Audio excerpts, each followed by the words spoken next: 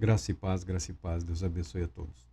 Estamos aqui com o livro Método para Oração, do Matthew Henry. É um excelente livro, um excelente material, é uma obra de referência. Dezenas de outros livros foram escritos depois e tem alguns novos aí no mercado, mas eu gosto de obras de referência, tá? É, um, é de um período de uma construção teológica bastante formal, o autor ele é bastante formal, tá? Ele tem uma visão, uma compreensão doutrinária, teológica, mas ele construiu, ele preparou o material para orientar a igreja a aproveitar a liberdade que temos para nos apresentar diante do Todo-Poderoso Deus.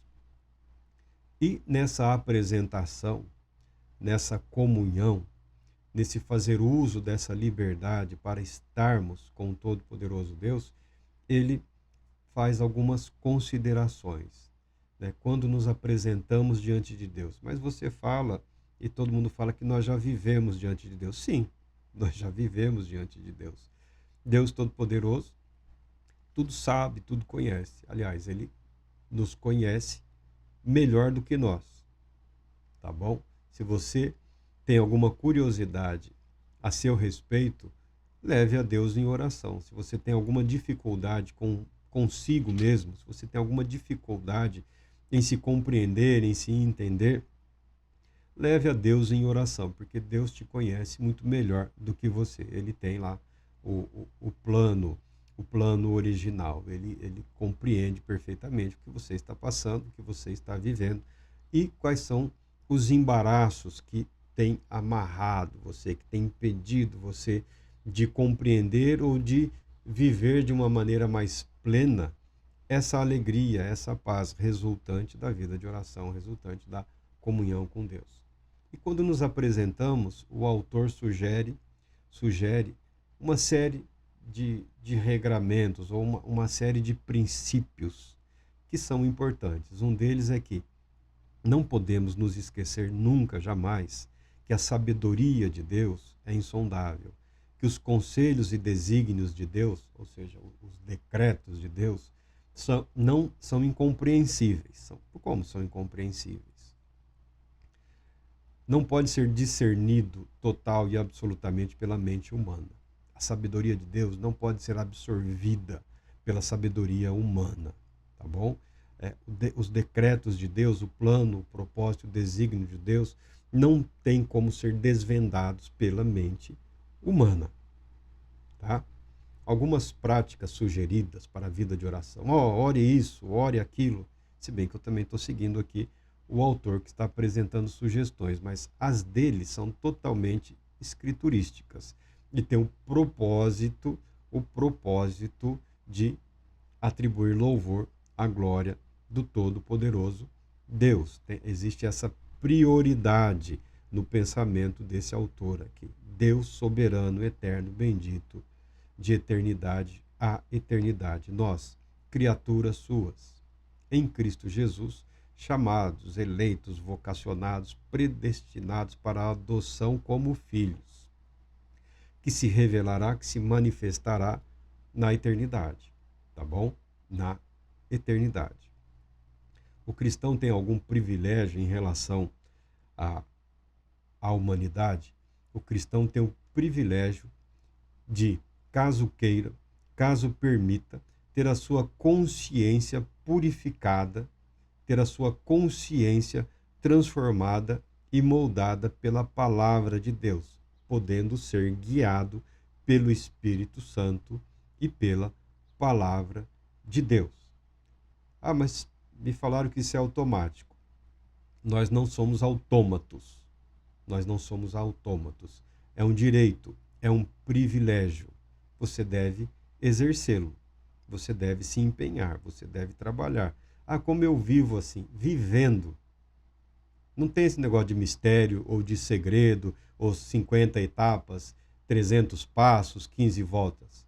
Vivendo a vida que Deus permite que você viva. Você será avaliado, julgado, abençoado de acordo com as circunstâncias da sua vida, da sua existência. Deixar um pouco de lado um pouco de lado a ficção religiosa e vivermos a realidade. No tocante a esse viés de espiritualidade, eu sou totalmente contrário ao uso da perspectiva da espiritualidade para uma fuga da realidade. É o que acontece com algumas pessoas. Procuram uma fuga. Estão procurando fugir. Não. O poder de Deus se revela, se manifesta na realidade, na nossa vida, no dia a dia, na labuta, no trabalho, em casa, na família, com os parentes, com os amigos, com os inimigos, no sofrimento, na dor, na alegria, na paz. É na vida que o poder de Deus se revela e se manifesta. O que você quer, não depende de estado alterado de consciência, não é uma questão de unção, de poder. O que você quer, o que você anseia, o que você deseja, Deus realizará no seu viver. Não fuja, não tente fugir. A fuga não é o caminho, é o enfrentamento. Deus me pôs aqui, Deus me colocou aqui, como diz o Rabino, eu gosto do Rabino, eu trarei algum material de um Rabino aí, eles são muito bem-humorados. Normalmente, eu acho que o único religioso mal-humorado que eu conheço sou eu. Os religiosos, via de regra, são bem-humorados. Então, ele faz algumas provocações, faz algumas provocações, quando a pessoa está numa situação, falando do casamento, das dificuldades, isso aqui, seja homem. Seja homem. Ou seja, ser forte e corajoso. Seja forte e corajoso. Seja mulher. Seja forte e corajosa. Ah, mas eu estou numa situação. Na fraqueza nós encontramos força. Na nossa fraqueza, a fraqueza significa admitir que chegamos ao nosso limite, que não é tão assim extenso. E várias vezes na nossa vida nós somos levados ao nosso limite. Ao limite físico, ao limite psicológico, limite espiritual, limite financeiro. Nós somos conduzidos a situações em que deparamos com as nossas limitações. Somos limitados. E quando reconhecemos isso, Deus nos supre nas nossas carências, nas nossas limitações, possibilitando que nós enfrentemos situações adversas, situações que afrontam a nossa fé, situações que agridem ou buscam agredir a nossa confiança no Deus Todo-Poderoso. Então é importante sabermos que não existe método que nos permita controlar a mente de Deus ou o agir de Deus. Não existe nenhum método na Bíblia ou fora da Bíblia que permite aquele que ora, aquele que se coloca diante de Deus, controlar o poder de Deus. Não, não é isso. Boa parte, ou algumas partes de alguns ensinamentos nos meios religiosos sobre espiritualidade, sobre oração, sobre a unção, sobre o poder, sobre a graça de Deus, foram contaminados por pensamentos que não são modernos, por ideias que já são bastante antigas e que, se você prestar atenção no detalhe, você verá que as pessoas estão propondo magia ou feitiçaria, tá? Estão propondo magia misturado com o convite de Deus a uma vida de comunhão através da fé, através da oração. Então nós precisamos saber que a sabedoria de Deus é infinitamente superior, tornando-se insondável pela nossa mente. O salmista diz o seguinte: ele determina o número das estrelas e as chama pelo nome. Grande é o nosso soberano e tremendo é o seu poder. Impossível medir o seu entendimento. É o Salmo 147, versos 4 e 5. Jó, no seu livro, diz que a sabedoria de Deus é profunda, o seu poder é imenso. Quem tentou resisti-lo e saiu ileso? Jó. Nós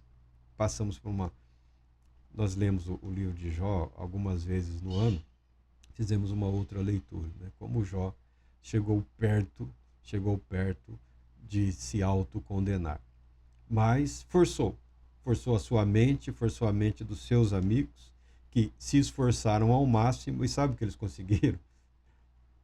pecar contra o Todo-Poderoso Deus. Não falaram que era justo, não falaram o que era correto sobre Deus. Não fosse esse o plano, o propósito de Deus para revelar-se a Jó e aos seus amigos, aos seus 3 amigos e mais aquele quarto que foi para abençoar a Jó, que está ali numa condição praticamente como que de preparador, né? de mensageiro de Deus, como profeta de Deus, preparando o caminho preparando o momento para a revelação, para a manifestação de Deus que ocorreu. E o texto de Jó mostra humilhando, expondo a ignorância, expondo a insensatez, tanto de Jó quanto dos seus amigos. E no livro de Jó tem sabedoria, claro que tem sabedoria. Aliás, alguns dizem que a humanidade nunca conseguiu ir além do que está proposto no livro de Jó, quando se analisa a questão do sofrimento do justo e da aparente omissão de Deus diante da prosperidade do mal no mundo e do sofrimento dos justos. A humanidade não conseguiu ir muito além daqueles discursos. Não conseguimos ir muito além. Por quê? Porque a própria Bíblia declara e ensina. Nós não temos como desvendar a mente de Deus, o plano e o propósito de Deus. Deus permanece soberano. E mesmo permanecendo soberano, ele graciosamente cria espaço e oportunidade para que nós desfrutemos daquilo que por ele nos foi revelado, daquilo que por ele nos foi concedido. E não é pouco, é muito. Um outro texto está em Efésios. Nele fomos também escolhidos. O apóstolo Paulo está sempre falando de Jesus. Tá? Eu gostaria de entender a teologia de Paulo. Paulo nunca se preocupou em registrar uma teologia, muito menos uma teologia sistemática. Não. Paulo era um missionário. Paulo era um apóstolo de Cristo Jesus. A vida de Paulo se expressa em termos de uma vida de adoração. Uma vida que se propõe a ser instrumento de louvor ao Deus Todo-Poderoso. Ao Deus Todo-Poderoso. É uma mente poderosa do apóstolo Paulo? Sim, é uma mente poderosa, uma mente incrivelmente adestrada, uma personalidade incrível, um nível de determinação e compromisso que poucas vezes se vê na história da humanidade, tá bom? Foi um homem diferenciado? Sim, no que diz respeito ao comprometimento, ao fazer uso do poder da vontade em prol da sua convicção, da sua fé. Tá? Nisso ele foi sim um gigante. E mesmo não sendo a intenção dele, o que ficou registrado aqui, porque ele nunca se propôs a descrever tudo que ele pensava. Ele vivia, ele pregava, ele ensinava, ele clamava, ele convocava as pessoas ao arrependimento. Ele proclamava a vinda do reino, ele proclamava a manifestação do verbo vivo, da palavra de Deus. É isso que o apóstolo Paulo fazia. O que ele fazia? Ele vivia. Ele vivia e ele vivia intensamente em função do que ele acreditava. Então, fique tranquilo. Você não foi chamado para ser o apóstolo Paulo, porque o apóstolo Paulo já cumpriu o papel designado ao apóstolo Paulo. Você não foi chamado para ser o apóstolo Pedro, o apóstolo João. Você não foi chamado para ser outra pessoa que não você. Você não foi chamado ou convocado por Deus para viver uma vida que não a sua vida. Você não precisa ficar preocupado em se transformar em outra pessoa. Não é esse o plano, o propósito de Deus. A pessoa que você é não só pode, como será moldada segundo a vontade soberana de Deus. A vida de oração diz respeito a facilitar o processo, a criar facilidades para a ação de Deus. Mas, Marco, você fala que Deus é todo-poderoso, santo, justo, e pode o homem criar obstáculos para Deus? Nesse aspecto, sim. Nesse aspecto, sim. Nesse aspecto de santificação, de compromisso, de vida, sim. É um dos poucos aspectos em podemos criar dificuldades para o agir do Todo-Poderoso Deus. Por quê? Porque Deus decidiu dessa maneira. Deus decidiu dessa maneira. Algumas pessoas resistem. Muitas pessoas resistem. As pessoas têm grande dificuldade para fazerem essa entrega, para fazerem essa renúncia. E não é fácil para ninguém, nunca foi fácil para ninguém. Mas os que assim agiram foram poderosos instrumentos na mão de Deus. Isso não é algo que o método vai criar ou possibilitar.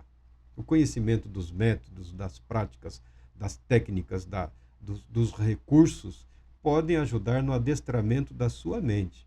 Mas a vida, ou como se vive, ou como se permite ou não que a fé determine os nossos atos, é responsabilidade total e exclusiva nossa.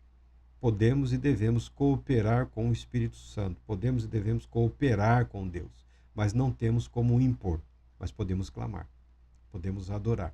E nesse aspecto do que não podemos esquecer quando nos apresentamos diante de Deus, resumindo, o apóstolo Paulo apresenta isso na sua carta aos Romanos. Não tem nenhum grande teólogo aí, ou pelo menos teólogo do Novo Testamento, que tenha obtido uma cátedra em alguma universidade importante pelo mundo afora, que não tenha produzido um comentário ou uma análise do livro da carta de Paulo aos Romanos, que alguns chamam de a Catedral da Fé.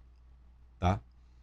Na verdade, as orientações são práticas, são simples, mas o apóstolo Paulo não consegue deixar de fora o que ele é: um servo de Deus, um adorador de Deus. Então, em meio aos ensinamentos, em meio às admoestações, em meio às suas expressões de sofrimento, de alegria, porque ele se entrega naquilo que ele faz. Ele se coloca no seu trabalho. Ele se coloca no seu trabalho. O apóstolo Paulo não é indiferente. Ele não é indiferente. Ele não é um empresário, ele não é um executivo, ele não é um administrador, ele não é um gerente. Ele não é um gerente.